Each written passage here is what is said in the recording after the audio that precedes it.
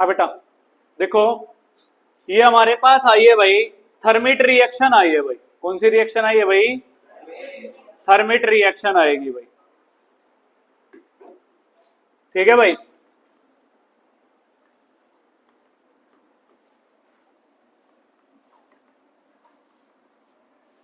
कौन सी रिएक्शन आएगी भाई? Thermite reaction. थर्मिट रिएक्शन भी क्या है? एक प्रकार की कौन सी रिएक्शन है भाई? डिस्प्लेसमेंट रिएक्शन है भाई। कौन सी रिएक्शन है? डिस्प्लेसमेंट रिएक्शन है भाई, एक प्रकार की। ठीक है। विस्थापन अभिक्रिया, हम लोगों ने विस्थापन अभिक्रिया में या डिस्प्लेसमेंट रिएक्शन में क्या किया था? ये किया था कि भी जो मोर रिएक्टिव एलिमेंट है वो लेस रिएक्टिव एलिमेंट को रिप्लेस या डिस्प्लेस कर देते हैं भाई, उसके साल्ट सॉल्यूशन से कर देते हैं ना। ठीक है। तो इसके अंदर क्या आएगा भाई? ये कहता है बिसाइड्स यूजिंग कार्बन, या कार्बन को किस फॉर्म में यूज किया जाएगा? कोक की फॉर्म में यूज किया जाएगा भाई। ठीक है। तो to reduce metal oxide to metal, मतलब जो कोक होता है या कार्बन होता है उसका प्रयोग करते हैं। जैसे मैंने कल आपको बताया था कि भी ZnO को हम कार्बन के साथ में क्या कर रहे थे? रिड्यूस कर रहे थे ना भाई। तो यहाँ पे जो ये कार्बन यूज किया जा रहा है वो किसकी फॉर्म में यूज किया जा रहा है? कोक की फॉर्म में यूज किया जा रहा है भाई। ठीक है। ये भी एक कार्बन की फॉर्म ही होता है भाई। ठीक है। तो ये मेटल ऑक्साइड से क्या मिल जाएगी भी? हम लोगों को मेटल मिल जाती है प्योरेस्ट फॉर्म। ठीक है। जैसे हमारे पास क्या मिल गई? जिंक मिल गई भाई, है ना। ठीक है। तो ये कहता है मेटल ऑक्साइड से क्या फाइंड आउट कर लेता है? रिडक्शन रिएक्शन के जरिए से मेटल मिल जाती है भाई हमको। ठीक है। तो ये कहता है समटाइम्स, कई बार displacement reactions can be also be used, displacement reaction का भी यूज किया जाता है। यहाँ पे ऊपर वाली जो ये रिएक्शन है इसमें तो हम लोग किसका प्रयोग कर रहे हैं भाई? रिडक्शन रिएक्शन का यूज कर रहे हैं। लेकिन कई बार रिडक्शन की जगह पे हम लोग किसका उपयोग करेंगे? डिस्प्लेसमेंट रिएक्शन का यूज करते हैं भाई। ठीक है। वो क्या यूज करेंगे भाई हमारे पास है? तो ये कहता है द हाईली रिएक्टिव मेटल्स, जो हाईली रिएक्टिव मेटल्स थी, रिएक्टिविटी सीरीज में आप लोगों ने पढ़ा होगा, जो भी सीरीज थी हमारे पास प्यारे से कॉलेज में आए जाए, इंडियन रिलेटिव्स हैं कॉलेज में सारे, गुड। ठीक है। तो उनमें से कुछ मेटल दे रखी है, जैसे सोडियम है भी हमारे पास, ठीक है, कैल्शियम है हमारे पास, एल्यूमिनियम है भी हमारे पास, है ना। ये कहता है are used as a reducing agent, ये जितने भी हाई रिएक्टिव एलिमेंट हैं, ठीक है, उनको रिड्यूसिंग एजेंट के रूप में हम लोग क्या कर सकते हैं? यूज कर सकते हैं भाई। क्यों कर सकते हैं? क्योंकि बहुत ही जल्दी ये क्या करेंगे? किसी चीज को रिप्लेस करने का काम करते हैं, डिस्प्लेस करने का काम करते हैं भाई। समझ में आ रही है बात? ठीक है।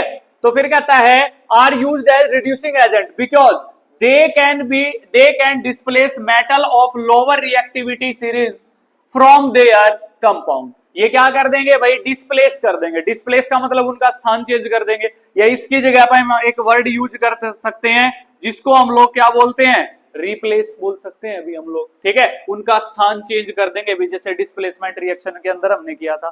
ठीक है। जैसे हमने डिस्प्लेसमेंट रिएक्शन के अंदर एग्जांपल लिया था भाई, क्या एग्जांपल लिया था?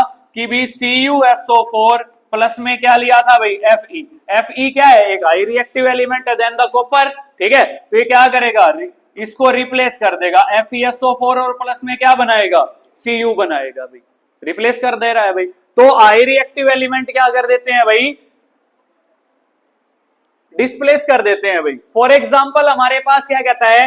When manganese dioxide is heated with aluminium powder भाई। एल्यूमिनियम पाउडर के साथ में जब किसको?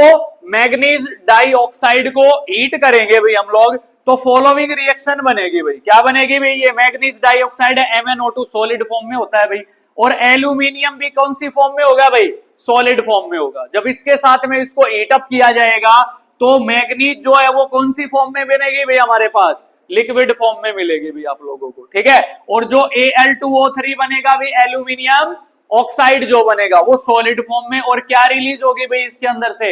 हीट रिलीज होगी भाई हमारे पास। क्लियर है? तो यहां से क्वेश्चन बन जाएगा कि what would happen when manganese dioxide is heated with aluminium powder. Aluminium powder के साथ में जब मैग्नीज डाइऑक्साइड को क्या करते हैं? हीट करते हैं भाई, तो उस दौरान क्या बनता है? तो आंसर कहां से स्टार्ट करेंगे? वैन से स्टार्ट कर लेंगे भाई। When manganese dioxide is heated with aluminium powder, ठीक है, they always form manganese aluminium oxide and evolution of a heat. या आप लोग ये भी बता सकते हैं जो मैग्नीज बनेगा भी हमारे पास वो कौन सी फॉर्म में बनेगा, लिक्विड फॉर्म में बनेगा, और एल्यूमिनियम ऑक्साइड कौन सी फॉर्म में बनेगा, सॉलिड फॉर्म में बनेगा भाई। ठीक है भाई, क्लियर है। तो यहां से दो बात पता चली है भाई हम लोगों को कि भाई एक तो हाईली रिएक्टिव एलिमेंट जो भी होते हैं उनको रिड्यूसिंग एजेंट के रूप में यूज किया जा सकता है भाई, समझ में आ गई बात। और दूसरी चीज कि भाई हमारे पास जब भी मैग्नीज डाइऑक्साइड के साथ में एल्यूमिनियम पाउडर को रिएक्ट करवाएंगे तो क्या क्या चीजें मिलेंगी, समझ में आ गई बात।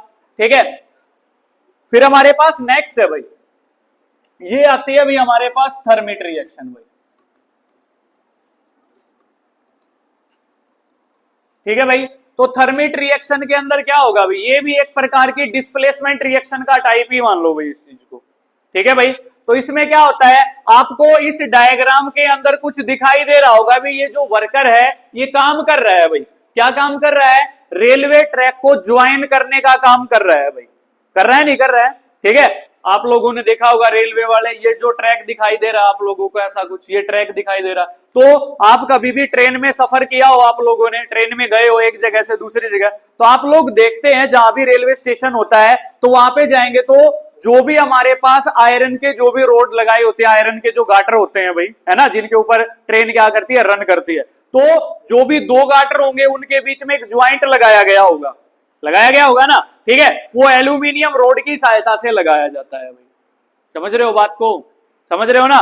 तो उनके बीच में जो जोड़ लगाया जाता है उनको ज्वाइन करने के लिए, ठीक है, उस रिएक्शन को बोलते हैं थर्मिट रिएक्शन, जिस प्रक्रिया के जरिए से लगाया जाता है। ठीक है, तो इसमें हम लोग क्या करेंगे भाई, कहता है these displacement reaction are highly exothermic reaction. ये जो डिस्प्लेसमेंट रिएक्शन होती है भाई हमारे पास, वो क्या होती है भाई, एक्सोथर्मिक रिएक्शन होती है। तो थर्मिट रिएक्शन भी कैसी रिएक्शन है, एक्सोथर्मिक है भाई, सीधी सी बात है। क्यों है एक्सोथर्मिक, क्योंकि हीट निकलेगी भी बहुत ज्यादा। तो कहता है the amount of heat evolved is so large that the metal are produced in the molten state. इतनी ज्यादा हीट प्रोड्यूस होगी कि जो मेटल हमें मिलेगी ना वो कौन सी स्टेट में मिलेगी, मोल्टन स्टेट, मतलब लिक्विड स्टेट के अंदर मिलेगी भाई, समझ रहे हो बात को। फिर कहता है भाई यहां से क्या होगा, इसकी डेफिनेशन शुरू हो जाएगी थर्मिट रिएक्शन की, क्या, the reaction of iron third oxide Fe2O3, मतलब जो गाटर बने हुए होते हैं, रेलवे ट्रैक जो बना होता है वो Fe2O3 का बना हुआ होता है, और इसका नेम जो है वो आयरन थर्ड ऑक्साइड हो जाएगा भाई, समझ रहे हो बात को। आयरन थर्ड ऑक्साइड की एल्यूमिनियम के साथ में रिएक्शन करवाई जाती है, क्या करने के लिए, रेलवे ट्रैक को ज्वाइन करने के लिए भाई।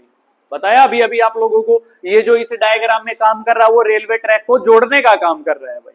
ठीक है, तो रेलवे ट्रैक को जोड़ सकते हैं इस प्रक्रिया के द्वारा, या कोई भी मशीन वगैरह है, जैसे इंडस्ट्रीज के अंदर कोई भी मशीन का पार्ट क्रैक हो जाता है भाई, बीच में दरार आ जाएगी उनके बीच में, ठीक है, तो वो ऐसे मान लीजिए वेल्डिंग वगैरह करवाने से नहीं रुकेगा, तो उसके लिए क्या करना पड़ेगा, थर्मिट प्रक्रिया करनी पड़ेगी भाई। ठीक है, तो उसके लिए क्या करना पड़ेगा, जो भी क्रैक्ड मशीन पार्ट्स हैं भाई उनको जोड़ने के लिए भी सेम प्रोसेस चाहिएगी भाई, क्योंकि मोस्टली मशीन के जो पार्ट होते हैं वो किससे, आयरन से बने होते हैं भाई, है ना। तो this reaction is known as a thermite reaction भाई, इस प्रक्रिया को क्या बोलते हैं, थर्मिट रिएक्शन के नाम से जानते हैं भाई। ठीक है, तो थर्मिट रिएक्शन जो हमारे पास गाटर बने हुए होते हैं, कौन से, जो रेलवे ट्रैक में यूज किए जाते हैं, वो किसके होते हैं, Fe2O3, कौन सी फॉर्म में होंगे भाई, सॉलिड फॉर्म में होंगे भाई। एस का मतलब क्या है, सॉलिड। ठीक है, एल्यूमिनियम भी जो होगा भाई हमारे पास, वो भी कौन सी फॉर्म में होगा, सॉलिड फॉर्म में होगा भाई हमारे पास। जब इन दोनों को रिएक्ट करवाएंगे, ठीक है,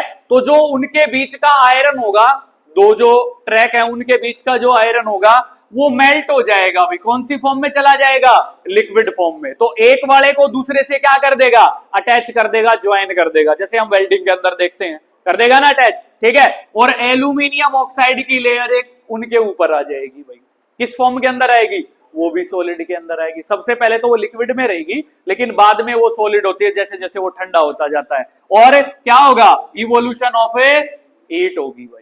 ठीक है, ये कौन सी रिएक्शन हो जाएगी भाई, थर्मिट रिएक्शन हो जाएगी। ठीक है, एक बार दोबारा बता रहा हूं आप लोगों को कि भी एक ऐसी रिएक्शन किस किस के बीच में? आयरन थर्ड ऑक्साइड और एल्यूमिनियम के बीच में, जिसको प्रयोग किया जाता है किस वजह से? रेलवे ट्रैक को ज्वाइन करने के लिए, या मशीन के जो क्रैक्ड पार्ट होते हैं जिनके अंदर दरार आ जाती है उनको ज्वाइन करने के लिए। उस रिएक्शन को क्या बोलेंगे? थर्मिट रिएक्शन बोलेंगे। बहुत बार पूछता है ये रिएक्शन, ठीक है। इसमें ये रिएक्शन लिखनी पड़ेगी, Fe2O3 प्लस में Al, ठीक है। आफ्टर द रिएक्शन Fe बनेगा लिक्विड फॉर्म में, और Al2O3 जो एल्यूमिनियम ऑक्साइड वो कौन सी फॉर्म में बनेगा? सॉलिड फॉर्म में बनेगा, और इवोल्यूशन ऑफ ए हीट होगा। भाई समझ में आ गई बात? यहां से एक क्वेश्चन और क्रिएट कर सकते हैं भाई हम लोग, क्या? अगर आयरन थर्ड ऑक्साइड एल्यूमिनियम के साथ रिएक्ट करेगा तो क्या घटित होगा? क्या बनेगा भाई? आयरन बनेगा लिक्विड फॉर्म के अंदर, और एल्यूमिनियम ऑक्साइड किस फॉर्म के अंदर बनेगा? सॉलिड फॉर्म के अंदर, और evolution of a heat takes place. भाई हो जाएगा ना? क्लियर है? देन हमारे पास नेक्स्ट है बेटा